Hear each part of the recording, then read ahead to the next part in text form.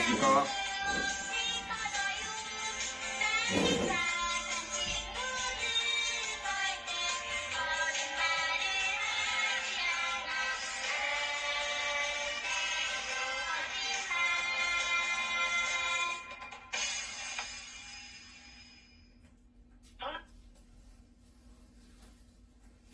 안녕하십니까.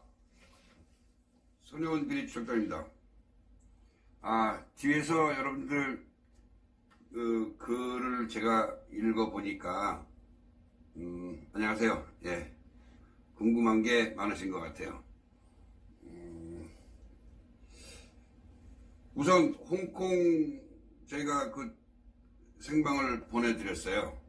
이 방송이 끝나고 오늘부터는 저희가 직접 저희만의 생중계를 보여드립니다. 군중 속으로 들어가서 직접 저희가 보여드릴 수 있는 방법을 찾았어요. 그래서 저희 팀에게 원래 이제 오늘 저희가 귀국이었는데 이틀을 더 연장해서 지금 좀 심각하답니다. 오늘 저녁 때가 심각해서 꼭 무슨 일이 벌어질 것 같아서 저희가 이틀을 더 연장했습니다. 그래서 오늘부터는 군중 속에 들어가서 아니면 호텔방 위에서 찍다가 군중 속에 들어가서 저희가 저희만의 영상을 보여드리도록 하겠습니다. 저희가 왜 중국하고 관계 있는 이 홍콩 거를 보여드리는지 잘 아시죠? 이 의미를 모르는 다른 곳은 글쎄 뭐 자기들이 언급을 안 하려고 하는지 뭐 중요하게 생각하지 않는지 그거는 모르겠지만 저희는 반중 친미를 외치는 최선봉에 있는 팀으로서 여러분들에게 홍콩 사태를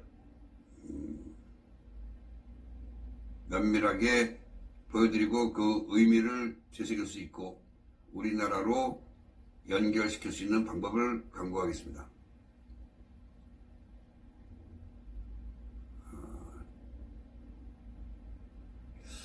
오늘은 여러분들이 궁금한 게 많을 것 같아서 제가 다른 별다른 내용 없이 여러분들하고 얘기를 하겠습니다. 우선 아까 어떤 분이 1시에 기자회견 뭐 말씀을 하시는데 아마 그 봉주루가 그 쓰레기 같은 아이가 뭐 완전히 뭐 손혜원이 지시를 받고 하는 건데 뭐 손혜원이가 힘이 있으니까 기자회견까지 만들어준 모양이에요. 그래서 저희 형이라는 인간들을 데리고 하는데 여러분들 그런데 현혹 되지 마세요. 제가 다시 한번 말씀드리지만 제가 어느새 이렇게 화제의 중심에 서게 됐나 뭐 기분도 좋기도 하고 우습기도 하고 좀 그렇습니다. 거기다가 여러분들이 좋아하시는 김 박사와 또 저희 팀이 이렇게 영향력이 있었구나라는 것을 다시 한번 느끼게 됐습니다. 김 박사가 제 손을 잡을 때부터 오늘까지 진행되는 것을 저희가 보면 얘네들도 당황을 한 것 같아요. 아무래도 영향력이 있는 사람이 제 곁에 와서 이를 도와주게 되니까 당황을 많이 하고 아마 정체를 밝히고 적극적으로 저를 비난하고 또 우리 김재민 박사까지 한몫에 묶어서 약점이 별로 없죠. 뭐 지금 기껏 해봐야지 약점이라는 건 뭐 제 도박 얘기 뻔한 거지만 도박 얘기 그리고 김재민 박사의 학위 얘기 이것들이 다 밝혀지고 있잖아요. 제 스스로 얘기하면서 밝혀내고 있어요. 예. 뭐 저를 고소한다고 그러는데 저도 고소할 건데 얘네들의 의도는 분명한 겁니다. 가로세로와 손혜원이 이 친중과 우리나라 좌파들의 세력이 연합을 해서 지금 저희가 하는 조사를 방해하려고 하는 거죠. 저희는 걱정을 안 합니다. 오히려 법정에 가면 아마 모든 것을 다 밝혀야 될 겁니다. 그쪽에서. 그리고 또 하나는 아마 봉주루 같은 아이는 저희가 구독수가 올라가고 실방 인원이 많이 늘어나고 또 후원을 받는 그런 게 아마 너무 배가 아팠던 모양이죠. 뭐 엄청나게 제가 후원이 들어오는 거라고 생각을 하는 것 같아요. 저는 언제든지 통장을 깔 준비가 돼 있고 전혀 문제가 없습니다, 여러분들. 그러니까 그런 걱정은 하지 마시고 오히려 잘 됐어요. 이게 법정에 가면 저도 사실 생각했던 게 뭐냐면 손혜원이를 경찰서에다가 다른 분하고 같이 해서 고소해 놓은 게 5건이 있는데 이것조차도 밝혀지지 않아요. 그래서 저도 뭐 엄청나게 뭐 피곤하고 돈이 들어가겠지만 손혜원과 봉주루 그리고 지금 기존에 추가로 고소해 놨던 저희가 가로세로는 그 뭐 모욕죄 뭐 이런 걸로만 하는데 또 저희 아버님에 대한 뭐 사자 모욕이죠. 그런 걸로만 했는데 이제 제대로 저희가 손혜원과 가로셀에 대해서 고소고발을 더 추가로 하겠습니다. 그래서 우리도 깔 테니까 그 모든 사람이 가로세로와 손혜원도 다 통장을 까고 이번 기회에 잘 됐어요, 여러분. 이번 기회가 아주 절호의 기회가 된 거예요. 봉주루 덕분에 이런 자리를 갖게 돼서 참 고맙게 생각합니다. 저를 무슨 뭐야 그거 출국 정지를 시킨다고 그러는데 아마 할 수 있으면 해보라고 하고 제가 여러분들에게 저는 이제 하지 말려면 더 하는 성격이라는 거 여러분들 아시잖아요. 그래서 김 박사와 같이 손잡고 짬을 내서 1박 2일에도 외국을 나갔다 올까 생각 중입니다. 마카오로 갈까?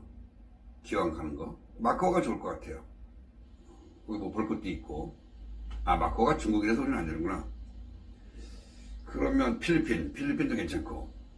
그래서 카지노 입구에서 아니면 들어가서 뭐 카지노 들어간다고 다 도박하는 거 아니잖아요. 카지노 들어가서 음료도 마시고 구경도 한번 해볼까 그렇게 얘기를 하고 있습니다. 저는 시간이 되는데 뭐 김 박사가 시간만 되면 갔다 오도록 하겠습니다. 하와이로 가요? 이번에 이런 고소고발 사태가 일어나고 추가로 이제 고소고발이 더 될 건데 여러분들은 걱정하실 필요가 없어요. 저는 개인이고 김 박사는 그 똑같은 법인이라고 하더라도 손혜원이나 이런 가로세로가 돈을 받는 그런 법인 형태하고 틀립니다. 분명히 말씀드리지만 저도 다 확인했어요. 우리한테 약점이 있는지. 김정민 박사는 나라에서 책정한 세금보다 더 내고 있습니다. 그 법인은 수익을 목적으로 하는 법인이 아니고 비영리 법인으로 되어 있기 때문에 세금을 적게 내는데도 불구하고 그냥 꼬박꼬박 다 세금을 냅니다. 더 깎으려고 하지 않고. 거기에 비해서 손혜원과 가로세로는 수익법인입니다. 주식회사입니다. 걔네들도 다 여러분들한테 만천하에 공개토록 그렇게 하겠습니다. 또한 얘기 언급하기 싫지만 쓰레기 봉주루 같은 이런 놈은 깔 게 없죠. 걔는 구독자하고 그러니까 실방송을 하면 한 20명 들어오는 방송인데 뭔 있겠어요. 그동안 내가 보냈던 슈퍼챗을 돌려달라고 하는 반환 소송을 낼까 그렇게 생각합니다. 이번 기회에 진짜로 위장우파가 누군지 여러분들은 아시게 될 겁니다.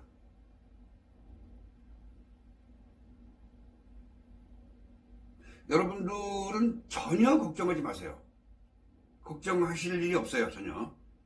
뭐 대단한 것처럼 기자회견을 한다고 하는데 이러다가 또 우리 그 형이라는 놈들도 또 유튜브 한다고 덤비는 거 아닌지 모르겠어요. 손혜원이가 도와주면 되겠죠. 또 좌파가 도와주면 뭐 순식간에 구독자 되겠죠. 돈벌이도 못하는데 뭐 그거라도 하고 봉주루랑 같이 돈 벌면 되죠. 예전에 제가 한번 얘기했죠. 봉주루가 얘기한 거 여러분들이 드실 거예요. 저를 고소한다는 게 뭐를 이번에 할지 안 할지 모르겠는데 제가 알기로 그 쓰레기 봉주루란 놈은 저를 고소를 못합니다. 왜냐하면 뭐 고소를 아무나 할 수 있으니까 아무거나 할 수 있겠지만 저한테 그때 얘기했던 게 뭐냐면 지 영업방해로 고소한다고 그랬어요. 여러분 여러분들 많이 들으셨을 거야. 그 영업방해랍니다. 그러니까 지는 영업을 하는 거야. 그러니까 다 모든 유튜버들이 지같이, 그놈같이 영업을 한다고 생각을 하고 있는 거예요. 그러면서 저를 영업방해로 고소한다고 그랬는데, 이 방송을 지금도 아마 보고 있겠죠. 봉주루. 봉주루가 또 뭐야. 아이, 미친놈. 이름도 참. 나를 제발 영업방해로 좀 신고를 해줬으면 좋겠어, 봉주루. 영업을 방해했다. 그렇지, 영업을 방해했을 수도 있지.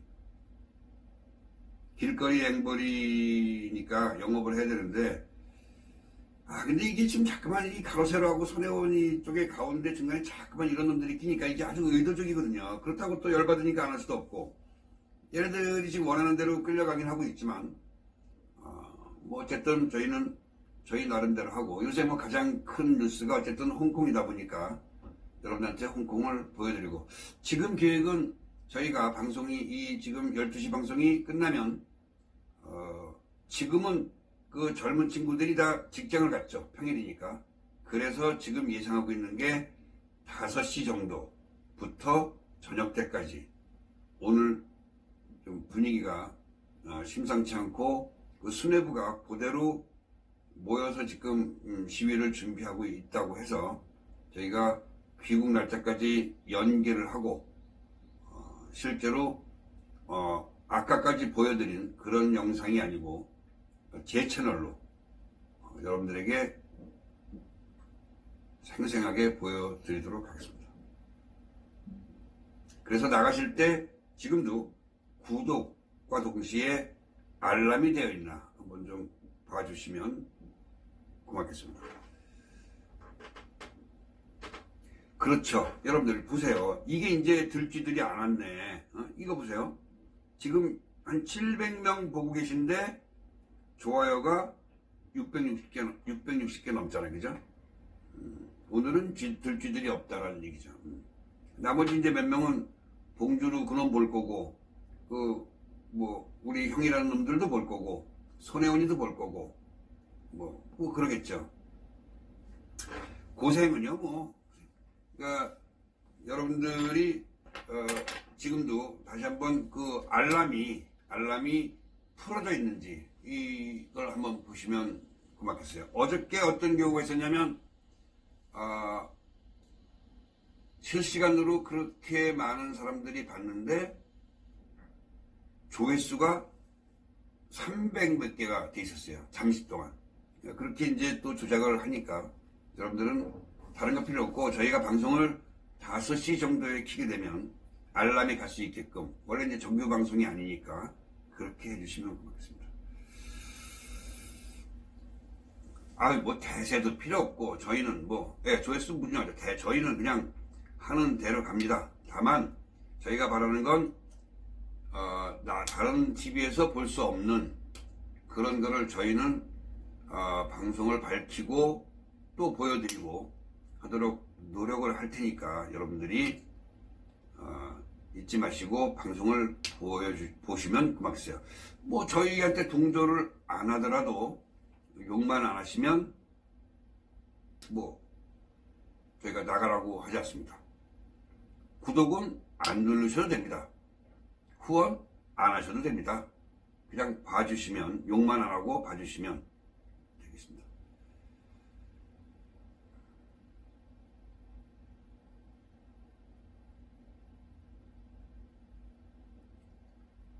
지금도 시청자보다 조회수가 많나요? 제가 한번 볼까요? 그건 말이 안 되는 거잖아요. 근데 그런 경우가 비일비재하거든요, 지금. 그래서 저희가 그렇다 그래서 언제까지나 그 짓을 하겠습니까? 하다가 말겠죠.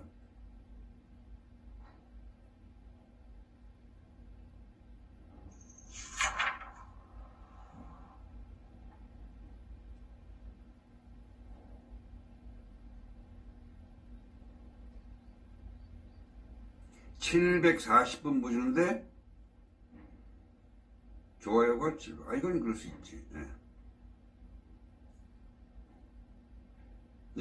이거 어디구나. 잠깐만요. 제가 불 켜는 걸 잊어버렸습니다. 불 켜도 그렇게 화나진 않는데. 그리고 이따가 저녁 10시에는 어떻게 될지 모르겠는데 아마 장소를 옮겨서 저희가 방송을 다른 곳에서 해드릴 수도 있습니다. 시청자 수 많이 조회합니다. 뭐 얼마든지 조회해도 저희는 관계없으니까.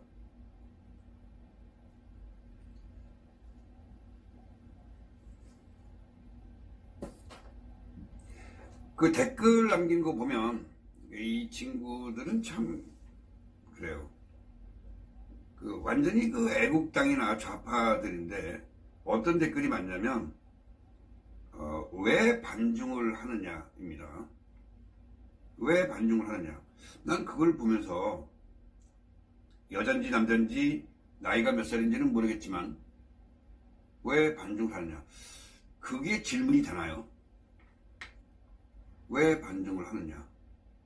그러니까 그런 사람들은 우리나라에 드리워진 이 좌파 정부와 결탁하고 있는 북한과 중국과의 커넥션, 거기다가 끼려고 하는 이 문정부, 이런 거를 피부로 못 느끼시니까 그런 거죠. 제가 예전에 한 달쯤 전인가요? 그때 무슨 얘기를 했냐면, 지금 이런 거에 정치에 관심이 없고 하는 분들은 당장 입에 흰 쌀밥과 고기 반찬이 들어가고 있으니까 관심을 안 갖고 있겠지만, 누가 대통령이 되든 누가 국회의원이 되든 그 쌀밥과 고기 반찬이 계속 들어간다고 착각하지 마십시오. 어느 순간에 그 쌀밥과 고기 반찬이 나무 껍데기와 껍질과 풀뿌리가 될 수도 있다는 것을 여러분들은 아셔야 됩니다. 지금 전국을 우리가 다니면서 많은 곳을 봐도 10분 만나면 9분 정도가 가게를 내놨어요. 자영업 하시는 분들이. 바로 1시간만 날아가면 일본이라는 나라가 있는데 그 일본은 지금 사상 최대의 호황을 누리고 있습니다. 과연 이게 우리나라를 정치하고 있다고 하는 대통령과 그 밑에 이 좌파 정부의 능력이고 실상인 거죠. 그거를 모른 척하고 있고 가지고 있는 돈으로 흰쌀밥이 지금 입에 들어간다고 하셔서 이거를 관심을 갖지 않으시면 여러분들에게 곧 닥칠 일이 어떤 건가 저희 눈에는 보이는데 여러분은 안 보이시는 모양이죠. 아니, 여러분이 아니라 그 사람들. 왜 반중을 하느냐. 이거는 반중이라는 말이 보거나 듣거나 말을 하면 이런 사람들은 가슴이 안 떨리는 모양이죠. 요새 어린 친구들 하는 말로 부들부들 하지 않는 모양이죠.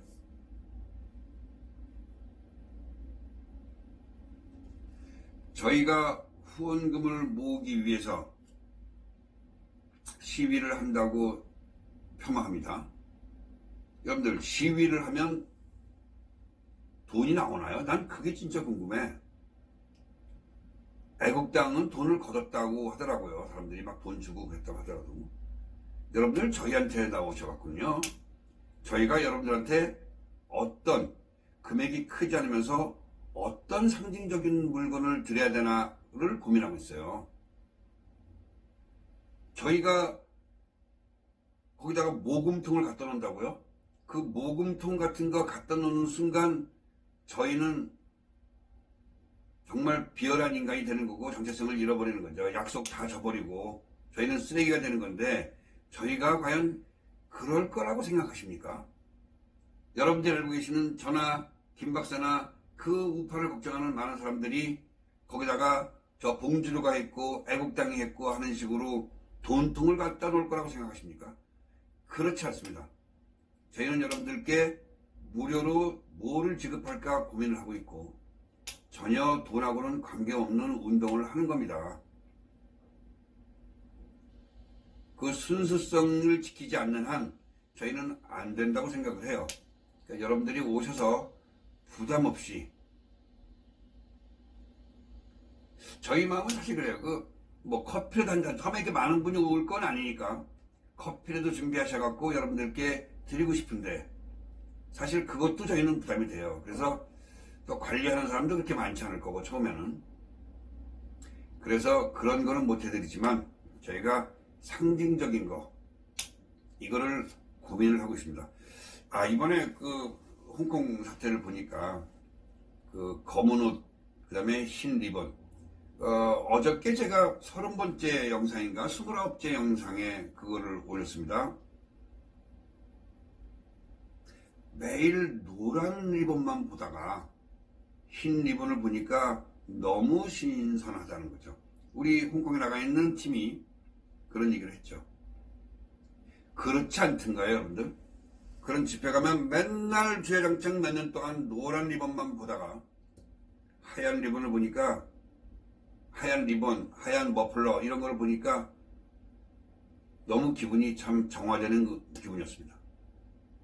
그래서 저희도 흰색 리본 이런 거를 드릴까 그럽니다.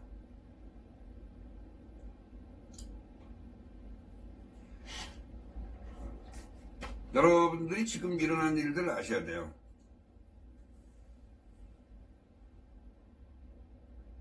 어저께도 말씀드렸지만 손혜원이나 손혜원이의 사주를 받은 내 형제라, 내 그 형제라는 사람들은 정치에 전혀 관심이 없던 사람이고 저와 20, 30년 동안을 전혀 교류가 없던 사람들인데 왜 나왔을까?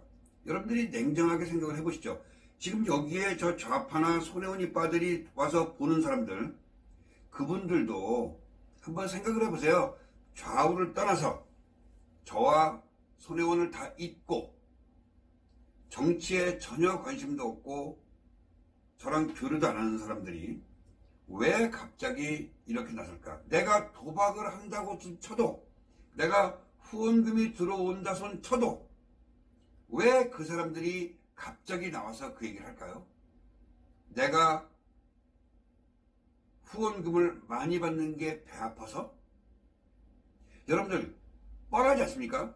왜 그 사람들이 이 시간에 나와서 내가 후원금을 받는다고 얘기를 할까요? 입으로는 많은 피해자가 생겨서 그렇게 그 사람들이 정의감이 있었을까요? 거기에 여러분들 아시지만 내 큰형이라는 사람은 어떤 일을 했었냐면 중국에서 우리나라로 일하러 들어오는 사람들이 많죠. 옛날엔 더 많았죠. 그때 우리나라 법이 그렇게 딱 정해지지 않았을 때 불법으로 중국에 가서 조선족들을 돈을 1,000만원, 2,000만원씩 받고 우리나라로 불법으로 데리고 들어와서 취업을 시키는 일을 했어요. 불법이죠. 여호와의 증인이라는 사람이 저기 강남에 사무실을 두고 조선족들한테 1,000만원, 2,000만원 뿌로카들한테 돈을 주면서 그렇게 모아서 우리나라에 불법 취업을 시켰던 일을 했던 사람이에요. 꽤 오랫동안. 그런 사람이 갑자기 이 시간에 나와서 내가 도박을 하고 내가 후원금을 엄청나게 받아서 도박을 한다고 얘기를 합니다. 그 사람이 갑자기 그런 정의감이 생겼을까요? 여러분들 생각은 어떤가요? 손혜원이 당연히 시켜서 손혜원이가 지시한 대로 얘기를 하는 거고 내가 손혜원이를 잡으려고 덤비니까 손혜원이가 시킨 대로 손혜원이의 어떤 앞에 서서 내 험담을 하고 내 인신공격을 하고 있는 거죠. 그거 이외에는 아무것도 없죠. 봉주루? 그거는 대쓰레기예요. 그거는 그런 놈이 갑자기 아무것도 없던 놈이 요새 장사가 안 되니까 걔 말대로 지 본인 말대로 영업이 안 되니까 아이고 고맙습니다. 별이님. 영업이 안 되니까 우리 김 박사하고 나하고 언급을 하면 사람들이 봐주고 슈퍼챗 2, 3천원씩은 쏴주니까 그거를 노리고 이런 짓을 하는 거죠. 심지어 봉준호는 손혜원이한테까지 연락을 해서 지금 내통하고 있죠. 좌파하고. 그런 게 가능한가요? 얘네들은 돈을 위해서 상대가 누구든 손을 잡고 그런 일을 할 수 있는 인간들이에요. 이거는 애국당, 그 봉주르가 뭐 애국당이라고 해요. 나는 그놈이 무슨 애국당인지 조국당인지 알 필요도 없고 관심도 없었지만 저희를 이용해서 이렇게 어그로를 끌고 손혜원이한테 지시받는 대로 지금 이 일을 하고 있죠. 자, 그러면 걔네들이 요구하는 건 내가 방송을 중단하고 손혜원이나 가로세로를 잡지 말라는 얘기죠. 손혜원이가 그랬잖아요. 손혜원이 방송 가서 보십시오. 지금이라도 내가 자기를, 이 소년이가 손혜원을 언급하지 않고 조사를 그만두면 나에 대한 공격을 멈추겠다, 이렇게 얘기했어요.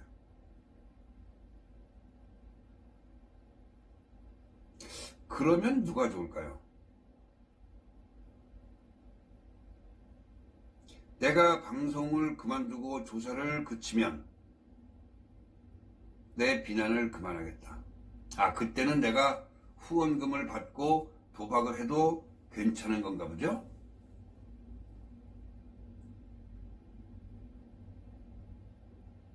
그 의도를 여러분들은 아실만 하잖아요. 걔 의도가 뭔가요?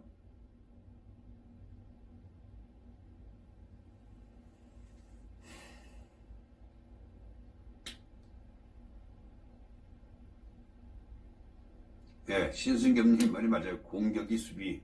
맞죠? 근데 저희는 뭐 굳이 그렇지 않은데 얘네들은 다 잡히게 돼 있어요. 손혜원이는 잡히게 돼 있어요. 이거는 모르죠. 우리가 아무리 밝혀내고 하더라도 마지막에 방점은 검찰에서 찍는 거죠. 저희가 지금 손혜원이의 통장을 갖고 있어도, 통장 거래 내역을 갖고 있어도 그걸 밝힐 수가 없는 것을 이해하셔야 돼요. 왜냐하면 손혜원이는 알잖아. 저희 아버지에 대한 공적 조서가 밝혀졌죠. 그 밝혀졌는데 거기 있는 국민 여러분들한테는 어떻게 밝혀지든지 그 내용이 중요하지만 손혜원이가 뭐라고 했습니까? 그 내용의 진위는 전혀 내용이나 이런 건 알 필요가 없어. 그게 어떤 경로로 해서 나왔느냐를 갖고 고소고발을 하고 있죠. 내가 손혜원이의 거래관계를 지금 밝히면 저는 분명히 문제가 되죠.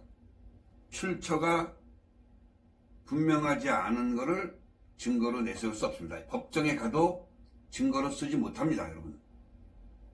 그냥 여러분들의 알 권리, 궁금증만 그냥 풀어주는 거에 불과해요. 법정에 가도 쓰지 못합니다.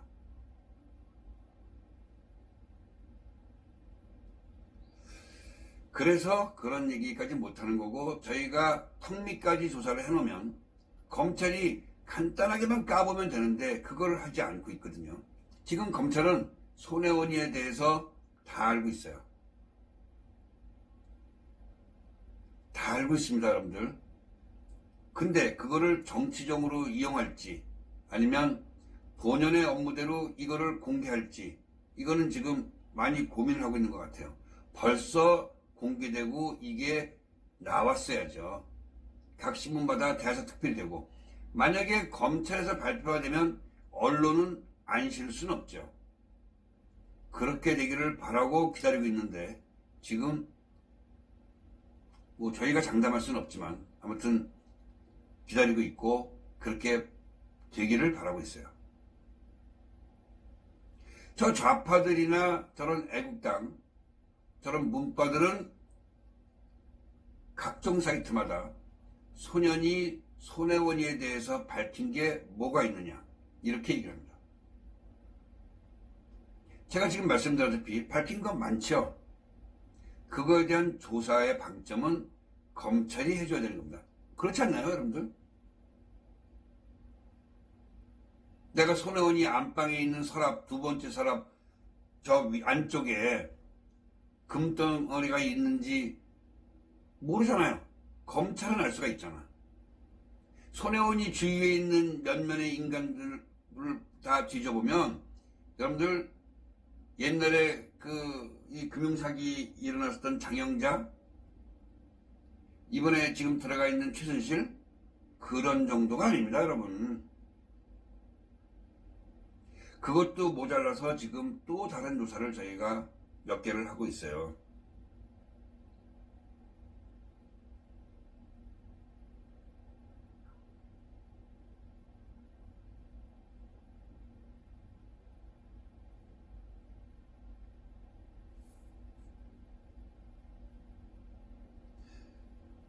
나침반지비님, 지금 스패너가 몇 명 있죠?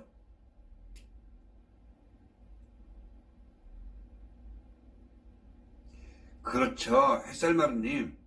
나한테 그런 권한만 있었으면 지난 2월, 3월에 벌써 끝났습니다, 이 사건. 지금도 간단해. 매번 제가 얘기하는 게 그렇잖아요.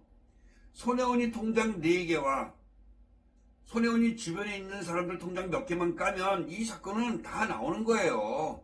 이것처럼 간단한 게 어딨어요. 지금 언론과 저희가 못 찾는 손혜원이의 부동산,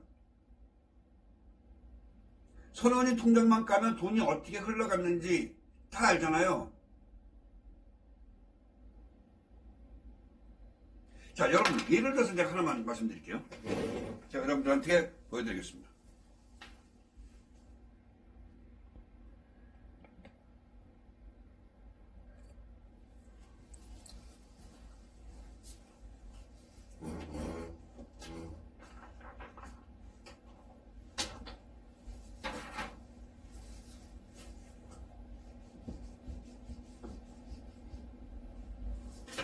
자, 여러분들 잘 보세요.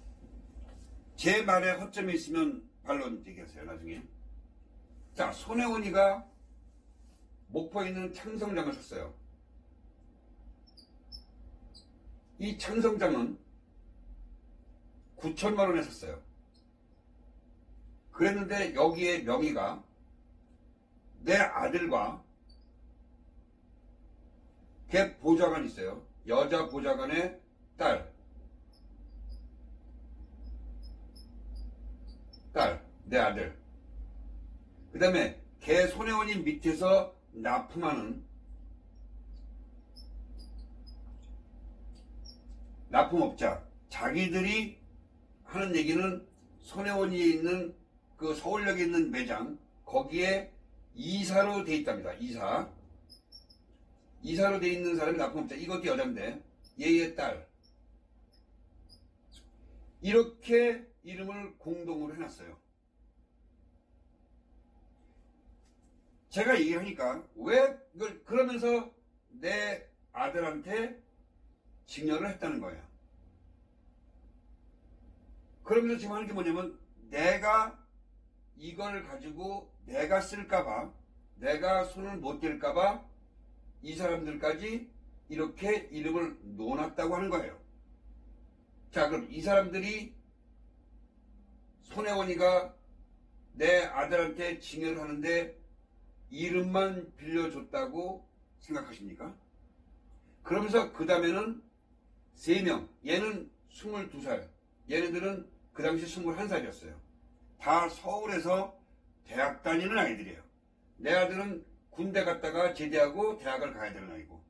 야, 이런 아이들이 의기투합해서 목포에 있는 방 10개짜리 여관을 운영하기 위해서 셋이 공동으로 샀다고 했어요.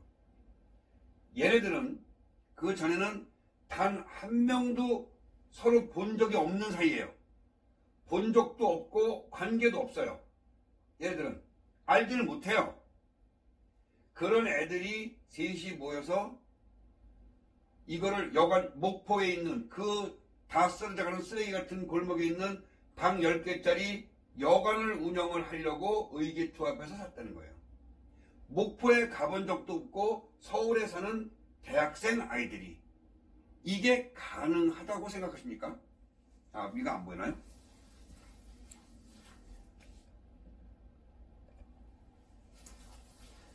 아니, 이게 가능한가요? 그 다음에 창성장에서 바로 떨어진 곳에 1억 2,600만 원을 주고 또 다른 땅을 샀어요. 그것도 마찬가지로 얘네들 똑같은 애들 이름으로 땅을 샀어요. 건물을. 똑같은 이름으로 이렇게 사놨어요. 그래서 제가 그랬어요. 왜? 그러면서 이제 단 들어가는 여기에 들어간 돈 해가지고 우리 아들한테 증여를 했다고 하는 거야.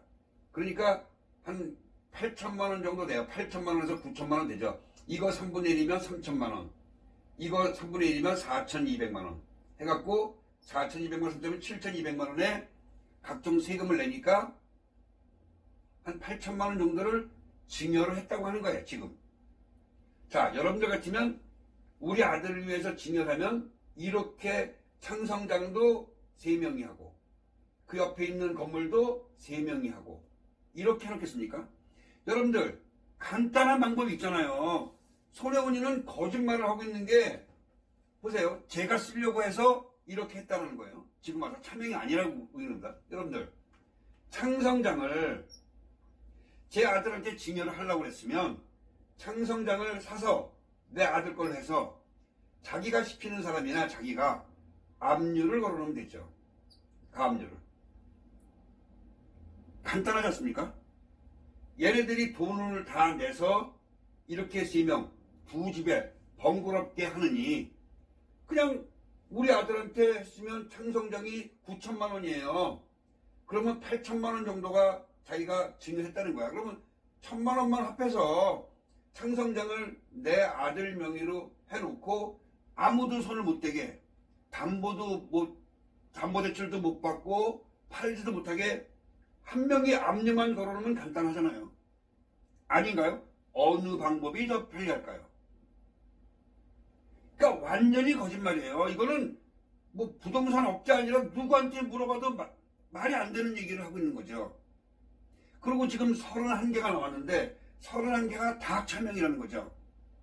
그게 가능한가요? 자, 여러분들 물어볼게요. 흥분을 가라앉히고 릴렉스하게. 자, 창성장을 고치는데 인테리어가 2억 가까이 들어갔답니다. 들어갔어요. 이 2억을 누가 냈을까요? 여러분들 생각할 때 누가 냈다고 생각하십니까? 손혜원이 냈어요.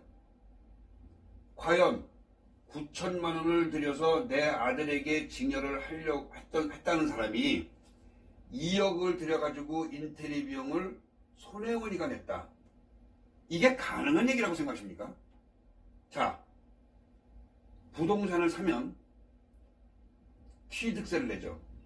각종 세금을 내죠. 누가 냈을까요? 9천만 원을 증여해서 내 아들한테 증여를 했다라고 우기고 있는데 그러면 내 아들이 아니면 나랑 살던 여자가 취득세를 내야 되겠죠. 당연한 거 아닙니까?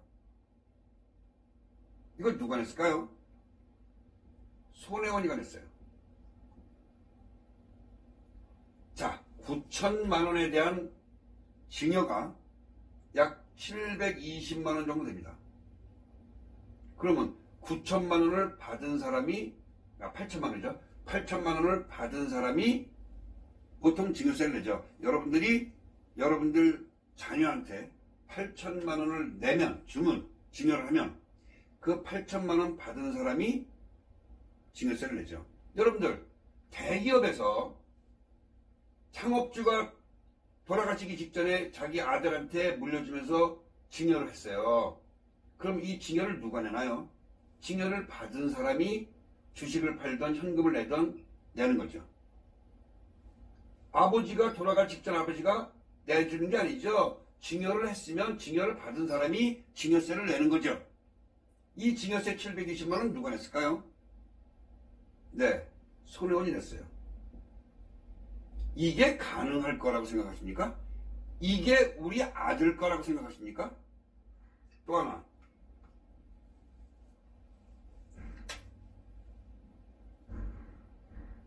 국회에 나가고 언론에 대놓고는 그 창성장이 외국인들 들어오고 유명해져갖고 손님이 물밀듯이 와가지고 방이 없어서 못 판다고 2달, 3달 동안 예약이 꽉 찼다고 얘기를 했어요. 여러분들 들었을 거예요. 이게 문제가 되니까 아니랍니다. 방은 비고 장사가 안 돼서 적자랍니다. 자, 이익이 남았다고 칩시다. 이익 남으면 누가 가져가야 되나 이거? 세 명이 가져가야 되죠. 이거 누가 가져갔을까요? 손해원이 가져갔어요. 갑자기 말을 바꿉니다. 이러니까 손해를 봤답니다. 그러면 창성장을 해서 손해보면 누가 손해를 봐야 되나요? 얘네들이 3분의 1씩 내야 되겠죠. 냈나요? 안 냈어요. 손해원이가 다 책임졌어요. 우리는 창성장이라는 이름도 몰랐고 언론을 통해서 알았고 영원이라는 사실도 몰랐어요. 제 아들이 SBS 기자랑 처음 만났을 때 한 인터뷰 영상을 다 보였을 거예요. 아니, 거기에 직원이 한 명 있었습니다. 한 명. 실장이라는 놈. 예전에 제가 목포를 갔을 때 거기 일부러 안 들었다가 나중에 제가 거길 문 앞에까지 갔더니 저희를 막아선 놈. 그 놈이 거기 실장이라는 놈이에요. 손혜원이의 수하죠. 그럼 한 명이 이랬어요. 여러분 당연하잖아. 청소하는 사람들은 하루에 한 번 정도 가갖고 청소만 하고 퇴근하는 아줌마가 있고 나머지는 방 10개짜리 여관이면 혼자 충분하지요. 더 필요 없죠. 이걸 누가 뽑았을까요? 얘네들하고 상의했나요? 아니죠. 얘네들은 알기도 전에 손혜원이가 갖다 놨죠. 통장이 손님들이 들어오는 이 방값 누구 통장 줬을까요? 네, 손혜원이 통장이에요. 자, 문제가 되니까 이 아들의 엄마는 나랑 살던 여자죠. 그 다음에 이 보좌관은 아마 안 갔을 거예요. 이 여자 둘이 여기를 데려갔어요. 실제로 얘네들이 장사한다는 것을 거짓말로 알리바이를 만들기 위해서 데려갔어요. 그래서 이 세 가족이 다 내려갔어요. 여관이 방이 10개입니다. 거기에 이 실장이라는 놈 하나, 세 가족이 3개. 그러면 방 4개를 씁니다. 여러분들 6개 갖고 장사합니다. 모르죠. 지금은 방을 얻어줬는지 모르죠. 아마 손현이가 미칠 겁니다. 아마. 자, 그러면 이런 계산이면 6개 갖고 장사했던 얘기예요. 이게 가능한 여관의 장사라고 보십니까? 돈을 벌려고 하는 형태입니까? 이렇게 여기서부터 시작된 거예요. 딴 것도 다 마찬가지입니다. 과연 이게 가능하냐는 거죠. 이게 내 아들에게 증여한 형태입니까? 이거를 왜 그렇게 모르시죠? 그 수십 개 중에서 하나를 지금 제가 여러분들한테 말씀을 드린 거예요. 아니, 바보가 아닌 이상 저희가 이렇게 얘기해도 저 30%는 안 믿습니다. 저는 지금 70%한테만 얘기하는 거예요. 이게 가능한 겁니까? 이게 지금? 여러분들이 보시기에 이게 제 아들 거라고 보십니까? 이런 20살짜리들, 대학생들, 남자애, 여자애들이 목포를 한 번도 내려가 보지 않은 아이들이 셋이 의기투합해서 여관을 하려고 산 거랍니다. 자, 여러분들, 우리 집보다는 이 여자, 이거 아주 나쁜 년이지만 나중에 이제 다 다를 게 있지만 이게 이 여자 보좌관이 최순실이 밑에 이런 재단의 비자금 같은 거 이런 거를 관리하던 거예요. 여러분들 알다시피 고용태랑 같이 근무했던 여자예요. 얘를 손혜원이가 면죄부를 주고 법의 처벌도 받지 않고 지 보좌관으로 썼어요. 국민 세금으로. 개탄할 일이죠. 그 여자입니다. 바로 조모식이라고 하는 납품업자. 우리 집보다는 이런 여자가 다들 잘 살아요. 자, 여러분들이라면 다 괜찮게 사는 집안의 딸들이 대학생들이에요. 얘네들을 대학교를 그만두고 목포에 있는 10개짜리 여관을 운영하게끔 여러분들 보내시겠나요? 이게 가능한 일입니까? 지금도 손혜원이는 이렇게 우기고 있어요.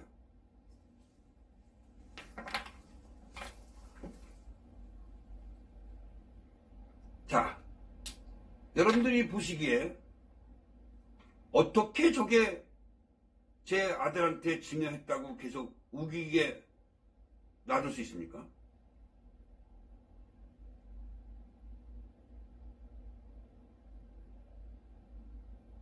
열 개짜리입니다. 10개짜리. 저봐, 고광준이 같은 놈, 어? 이런 놈들은 전혀 딴 얘기를 하고 있잖아, 지금. 어? 그러니 참 답답한 거지. 어?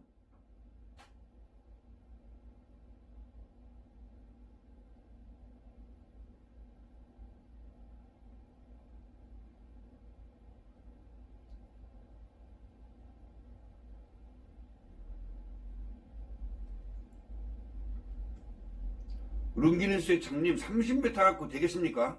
한 100m쯤은 와야지.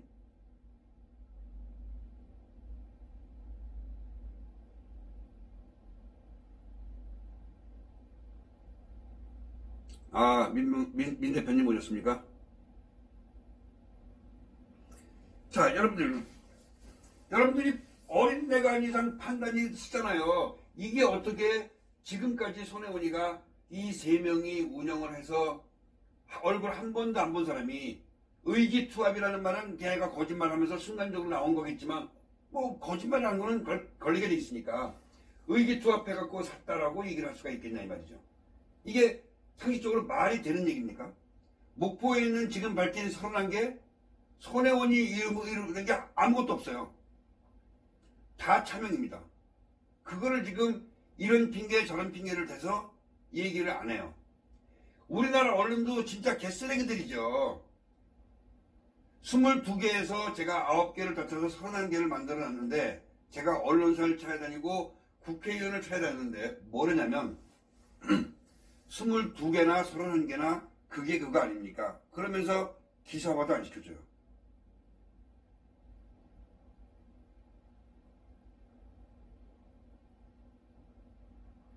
이게 창성장의 시작이었어요.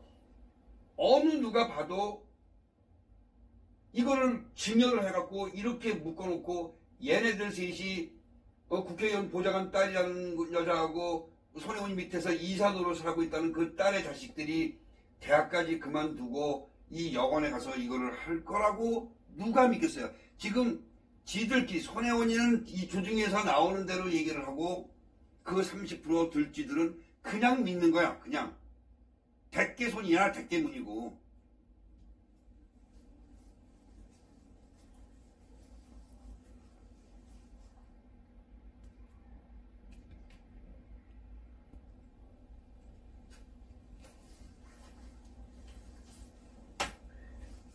제가 저런 예를 잘 안 들고 이제는 손혜원이에 관한 얘기를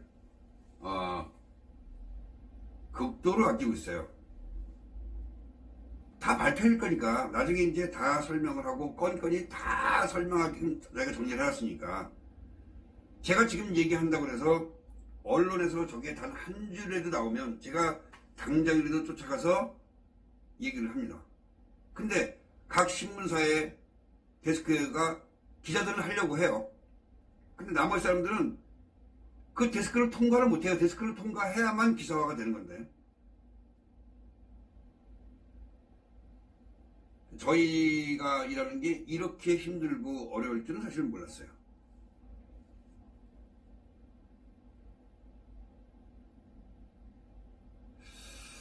아, 또 수년 얘기하면 또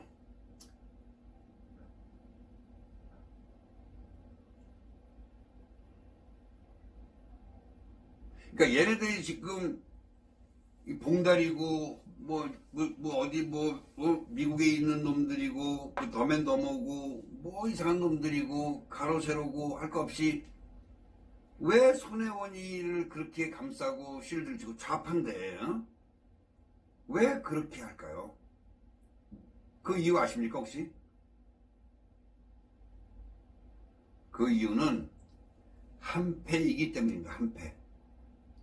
저희가 저번에도 얘기했지만 이런 사건이 지금 공개되고 오픈되고 지금은 조금 시끄러울지 몰라도 우리나라 우파 승리를 위해서 내년 총선 승리를 위해서 정말 잘된 일이에요.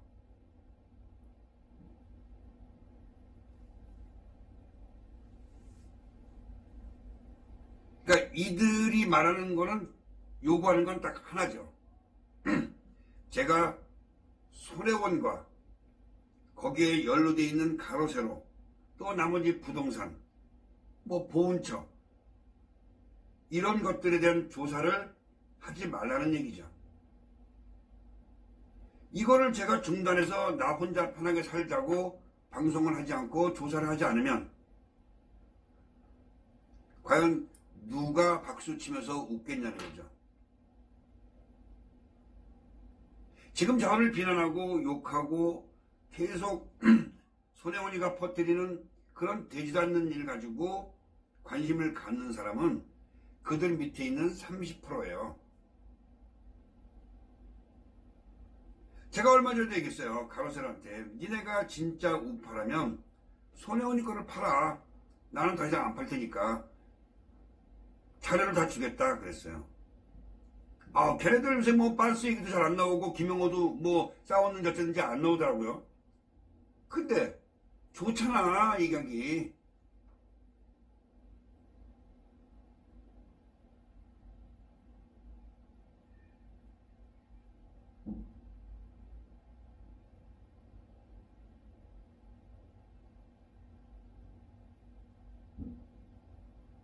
어떤 경우가 되더라도 저는 손혜원이를 놓지 않습니다.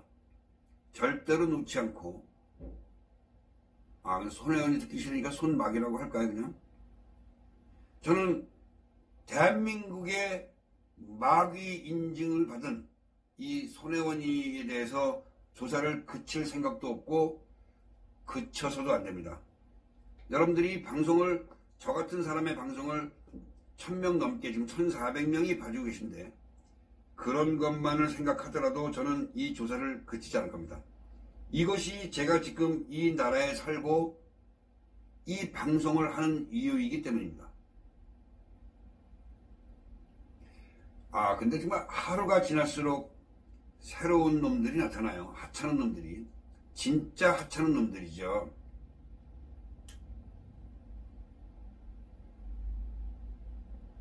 이런 놈이 또 뭐 교회를 다닌다고 그래요.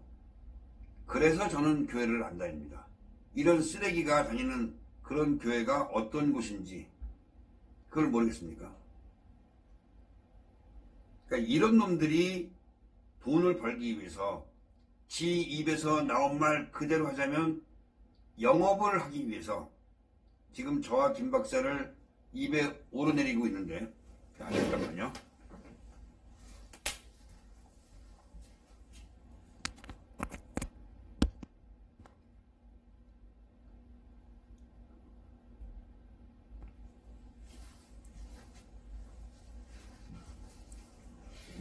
제가 누구 좋으라고 이 방송을 접겠습니까? 손혜원이 조사를 안 하겠습니까 제가? 저는 여러분들한테 맹세합니다. 끝까지 갑니다. 끝까지 가서 기분 좋게 마카오 마지막 촬영을 하겠습니다. 마카오 공원에 가서, 마카오는 또 못 갔지만, 참, 필리핀 가서 카지노 앞에서 여러분들하고 마지막 방송을 하고 제가 끝내도록 하겠습니다. 저는 하지 말려면 더 합니다.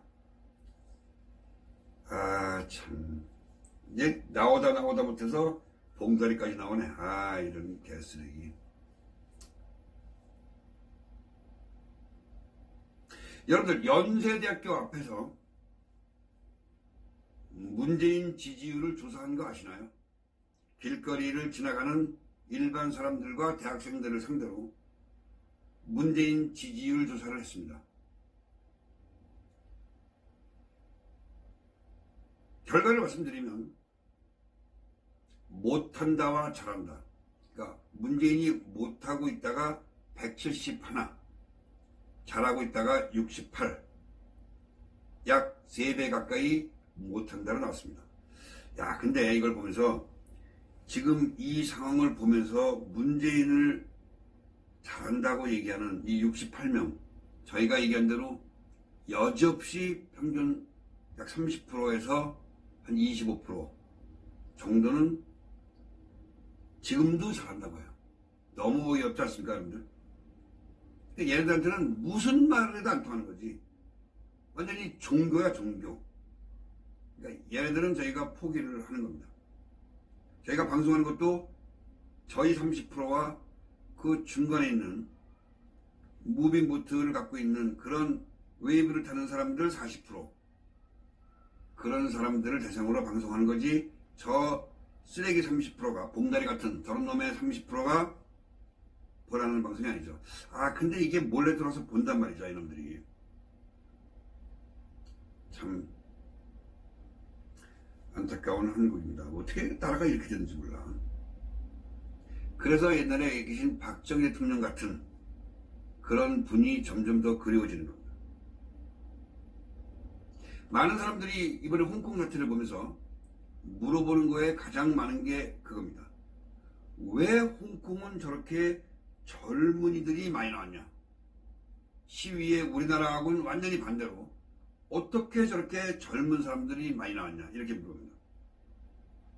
그래서 저희 팀이 지금 간 특파원이 현재 있는 학생들한테 물어봤답니다. 결론은 그겁니다. 자기들 본인의 문제이기 때문에 나온 거라고 합니다. 지금 홍콩에는 이 젊은 친구들이나 또 직장인들이나 이 시민들은 저녁 퇴근하면 저녁 때 아니면 휴일 때는 당연히 시위에 나와야 된다고 생각한답니다. 당연히 나온다고 생각해요. 근데 이 젊은이들이 좋은 게 뭐냐면 지금 이 시간에도 거기에 일부 지휘부하고 군데군데마다 일부 시위자들이 지금도 농성을 계속하고 있어요. 이게 만약에 우리나라처럼 나이가 드신 어르신들이라면 다시 모이는데 힘이 들죠. 시간이 걸리고. 그렇죠. 근데 젊은이들이라는 사람들은 요새 세상은 너무너무 빠릅니다. SNS로 한 번 문자만 가면 순식간에 모여듭니다. 이따가 여러분들한테 동영상을 저희가 촬영하는 것을 오늘부터 보여드리는데, 오늘과 내일 보여드립니다. 아마 보시면 깜짝 놀라실 거예요. 5시 한 30분 전에도 없던 인원이 30분에서 1시간만 지나면 그 광장을 꽉 메웁니다. 그게 이제 저희는 부러운 거죠. 그래서 저희도 젊은 친구들이 좀 현실을 파악을 하고 의식이 좀 깨어져서 저희가 기대하는 이런 시민운동에 좀 참여를 해 주십사 하고 바랍니다. 예. 그럼 이제 뭐 연결이 안 될 수 없으니까 저희가 사실은 이제 김 박사님 쪽에서 이런 거는 언급하는 게 더 좋은데, 제가 이제 오늘 언급을 하겠습니다. 홍문종이라는 사람에 대해서 얘기합니다. 홍문종이라는 사람 참 웃기는 거죠. 지금 돌아가는 행태를 보면. 홍문종이가 그랬습니다. 박근혜 대통령을 모시고 총선을 치를 것. 박근혜 대통령을 모시고 총선을 치르고 그 모든 과정을 박근혜 대통령과 상의를 했다 합니다. 사실 저희는 이건 진위 여부는 알 수가 없는데 제가 생각할 때는 1000% 뻥입니다. 이번에 홍문종이라는 자는 한국당에 있으면 100% 공천을 못 받죠. 그러니까 미리 선수를 치고 자리를 잡기 위해서 애국당으로 나온 거죠. 신공당, 공화당이라고도 못 부른대요. 지금 다른 분이 공화당을 갖고 있어갖고. 그러니까 신공화당, 줄여서 신공당, 잘못하면 신공산당 이렇게 갈 수도 있습니다. 옥중에 있는 박근혜 대통령을 앞세워서 박근혜 파리를 해서 정치 생명을 연장하겠다라는 거 이외에는 덜도 더도 아닙니다. 그런 시대착오적인 꿈을 꾸고 있는 자입니다. 조진핑이 입장에서는 뭐 얼씨구나 그러고 받겠죠. 그리고 자기가 갖고 있는 자리에 반을 뚝 잘라갖고 공동대표로 하겠답니다. 사실 이번에 조원진이라는 자도 대표 자리를 붙어있기가 좀 어려웠죠. 이제 그 밑에서 실제로 애국을 하시고 고생을 하는 저들을 따라가고 있는 애국당을 지지하는 젊은 애들 빼고, 그것들도 마찬가지로 다 빨갱이 비슷한 건데 다 친공이죠. 근데 나이 드신 분들, 이런 분들을 여태까지 모르다가 지금은 이제 많이들 알고 계세요. 그래서 엄청나게 많은 인원이 이탈을 했죠. 처음에 다 후원하고 그 돈통에다 돈 집어넣었던 사람들이 지금은 안 하죠. 조진핑이도 아마 위태위태하죠, 지금 대표 자리가. 그러니까 자기 자리를 보존하기 위해서, 반일에도 갖기 위해서 이 홍문정이라는 자를 또 들어놓은 거예요. 거기에는 또 다른 게 이제 돈 이외에 또 친중을 하면 돈이 들어오고, 또 그 아직도 모르는 후원자들 돈이 들어오고 하니까, 그런 돈 이외에 벌써 민주당하고 얘기가 다 돼 있던 그 연동형 비례제도제, 그 비례대표 같은 거는 사실 좀 말이 안 되는 거죠, 우리가. 근데 워낙 다른 이슈가 많으니까 비례대표를 폐지를 하자는 얘기는 뭐 지금 목소리가 별로 안 나오죠. 근데 나중에 나오겠죠. 그 연동형 비례대표제를 하게 되면 애국당 같은 경우에도 뭐 한두 석 정도는 아마 덕을 보지 않을까 싶어요. 그러니까 거기서 죽기 살기로 비례대표를 챙기겠다는 의도죠. 여러분들, 비례대표 누가 정하나요? 예, 당대표가 정하겠죠. 또 뒤로 알잖아요. 또 비례대표제가 말 그대로 그 사람의 전문 분야를 갖고 있는 그런 사람을 초빙해서 전문 분야에 이런 사람들을, 남들이 갖고 있지 않은 지식을 갖고 있는 사람들을 나라를 위해서 써달라고 만든 건데, 지금 실제로는 뭐에 의해서 그 사람들이 움직이나요? 네, 이겁니다. 이걸로 다 되죠.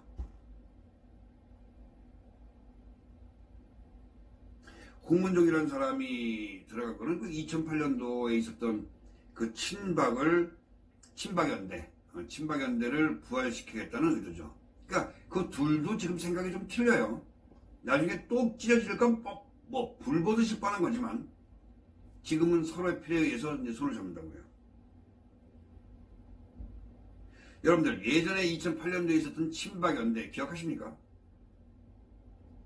지금 저희가 친박연대로 가야 되는 시기라고 생각하십니까? 박근혜 대통령도 좋지만 이 친박은 시대에 뒤떨어진, 그리고 자기들이 친박이라고 하는 자들이 앞장서서 탄핵을 주장했기 때문에 친박이라는 건 입에 올려도 안 됩니다. 지금은 전 국민 우파 모두가 해야 되는 것이 반문이죠. 반문연대로 가야 되는 겁니다. 야, 이 박근혜 파리는 진짜 오래 갑니다. 박근혜 대통령이 허락을 했는지, 저희한테 얘기 들은 거 보면은 조원진이한테 내 이름을 팔지 못하게 해라 했던 얘기도 들리는데, 이 박근혜 대통령 파리는 정말 저 좌파들이 노란 리본 달고 얘기하고 있는 저 세월호만큼이나 징한 겁니다. 진짜 누구 말대로 회쳐 먹고 찌개 끓여 먹고 튀겨 먹고 그런 우려 먹기가 너무 심한 겁니다. 이제 그만해도 될 만한데 그거밖에 없으니까. 참 보면 딱한 사람들입니다. 홍문종,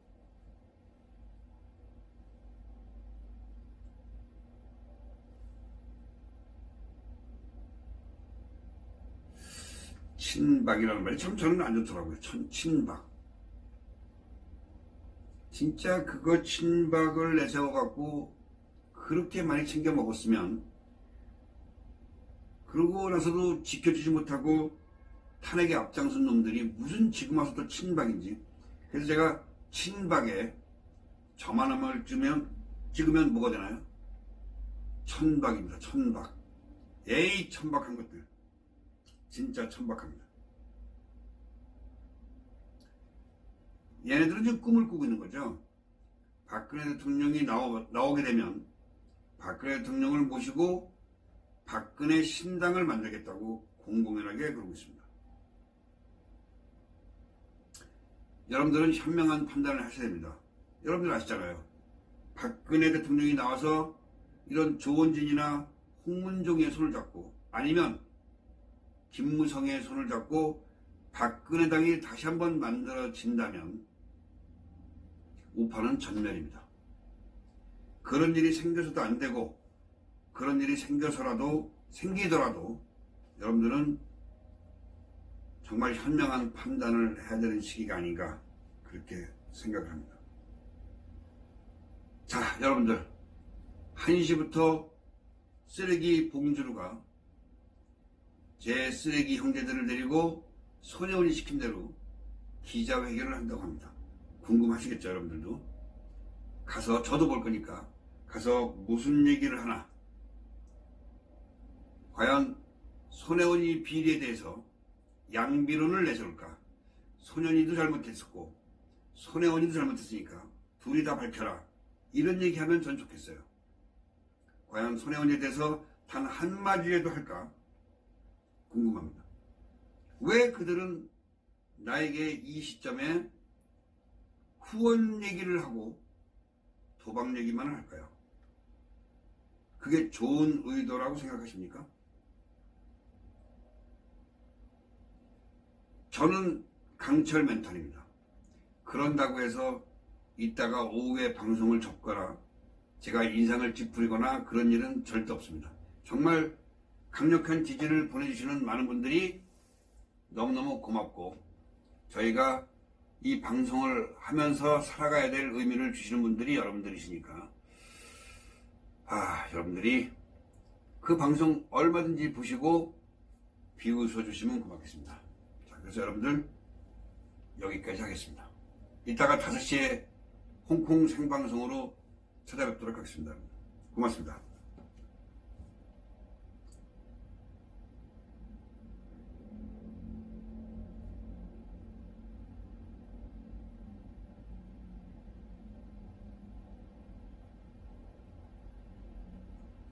기자회견 한답니다. 너무 웃기는 거 아닙니까?